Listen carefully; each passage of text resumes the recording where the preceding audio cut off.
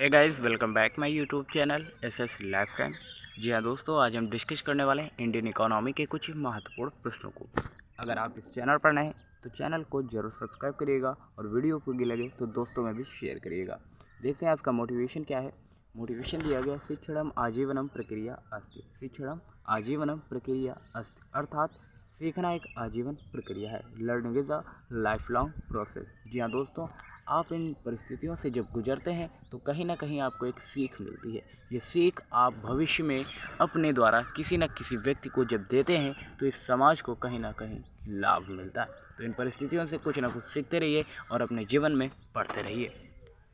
चलिए अभी स्टार्ट करते हैं। इंडियन इकोनॉमी के कुछ महत्वपूर्ण प्रश्नों को भी देखते हैं। ये प्रश्न आपके लिए कॉम्पिटिटिव एग्जाम से बेहद इंपॉर्टेंट होने वाले, लेकिन अगर आप इस चैनल पर नए तो चैनल को जरूर सब्सक्राइब करिएगा।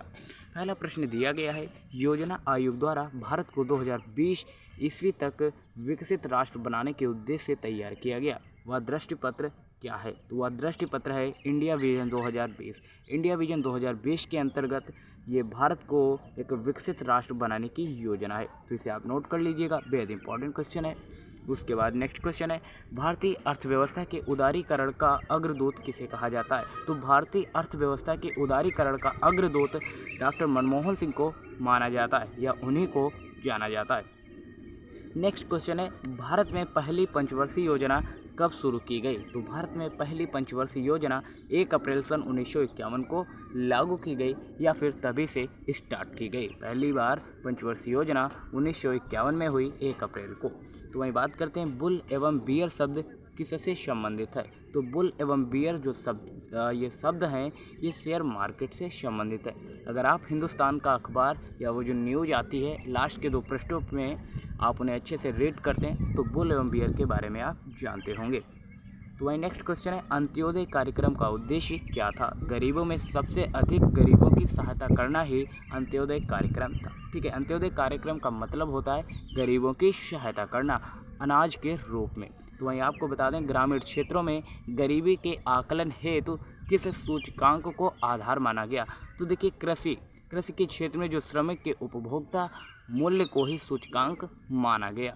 तो वहीं बात करते हैं नेक्स्ट क्वेश्चन की, भारत निर्माण योजना का संबंध किससे है? तो भारत निर्माण योजना का संबंध अवस्थापन से है। ये मोस्ट इंपॉर्टेंट क्वेश्चन है कि भारत निर्माण योजना का संबंध किससे है, ये आपसे पूछा जा सकता है। तो आप इसे याद रखिएगा, अवस्थापन विकास से भारत निर्माण योजना का संबंध है। तो वहीं आपको बता दें, किस प्रदेश में सर्वाधिक अनुसूचित जनजातियाँ निवास करती हैं?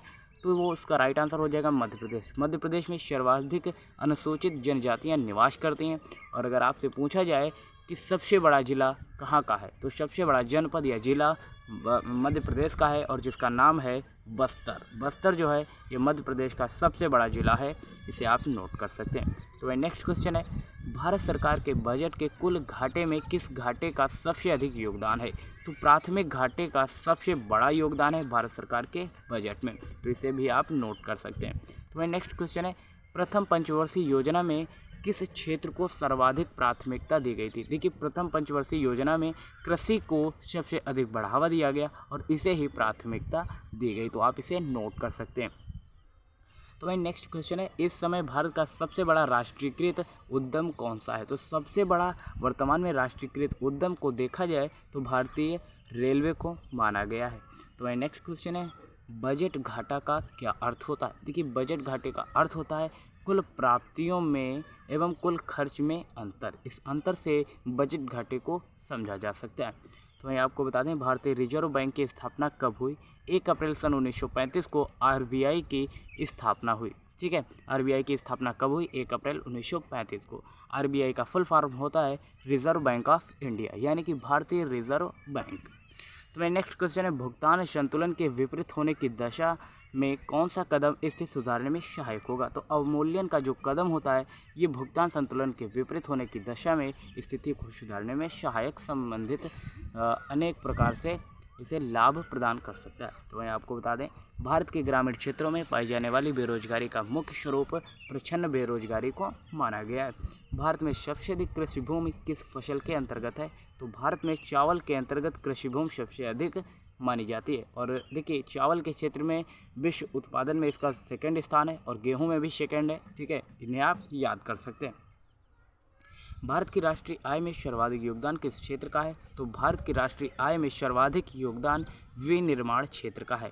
गाइस अगर आपको विनिर्माण पता है तो कमेंट करके बताइएगा कि विनिर्माण होता क्या है और इसके अंतर्गत किन किन योजनाओं को लागू किया गया है हाल ही में, ठीक है। उसके बाद नेक्स्ट क्वेश्चन है, पंचवर्षीय योजना के इतिहास में भारत की सर्वाधिक असफल योजना किस योजना को माना जाता है? तो तृतीय जो पंचवर्षीय योजना हुई इसे सबसे असफल योजना के अंतर्गत माना गया है। तो यहाँ आपको बता दें राष्ट्रीय विकास परिषद का पदेन अध्यक्ष कौन होता है? तो प्रधानमंत्री इसका राइट आंसर हो जाएगा। मोस्ट इंपॉर्टेंट क्वेश्चन है, इन्हें आप नोट कर सकते हैं। भारत में कर्मचारियों के महंगाई भत्ते निर्धारित करने का आधार क्या होता है? तो उपभोक्ता मूल्य सूचकांक ही इसका मुख्य आधार माना गया है, तो इसे भी आप नोट कर सकते हैं। वेरी इंपॉर्टेंट क्वेश्चन है। तो मैं आपको बता दें द्वितीय पंचवर्षीय योजना में किस क्षेत्र के विकास पर सर्वाधिक बल दिया गया था? तो उद्योग के क्षेत्र में द्वितीय जो पंचवर्षीय योजना हुई उसमें विशेष रूप से जोर दिया गया या बल दिया गया। तो मैं आपको बता दें किस अर्थव्यवस्था में मुद्रा के मूल्य और कीमत स्तर के बीच क्या संबंध होता है? तो प्रतिलोम का संबंध होता है, कहने का मतलब है विपरीत संबंध होते हैं। तो आप यहाँ से इस प्रश्न को भी समझ सकते हैं। तो वह नेक्स्ट क्वेश्चन है, अंडा उत्पादन में भारत का विश्व में कौन सा स्थान है? तो तीसरा अंडा उत्पादन में भारत का स्थान है। तो मैं आपको बता दें 10वीं पंचवर्षीय योजना के अंतर्गत कितने प्रतिशत वार्षिक विकास दर का लक्ष्य निर्धारित किया गया था? तो 8% इसका राइट आंसर हो जाएगा। तो लास्ट वन क्वेश्चन है, भारत में प्रचंड बेरोजगारी के सामान्यता किस क्षेत्र में दिखाई देती है? कहने का मतलब ये जो प्रचंड बेरोजगारी है भारत में ये सामान्यता किस क्षेत्र में दिखाई देती है? तो कृषि के क्षेत्र में ये प्रायः देखने को मिलती है। तो इसे धीरे धीरे से सुधारा जा रहा है और सुधारने की प्रक्रिया भी जारी है। आज के लिए इतना ही, मिलता है ऐसे नेक्स्ट वीडियो में, तब तक के लिए जय हिंद, नमस्कार, देखते रहिए एसएस लाइफ टाइम।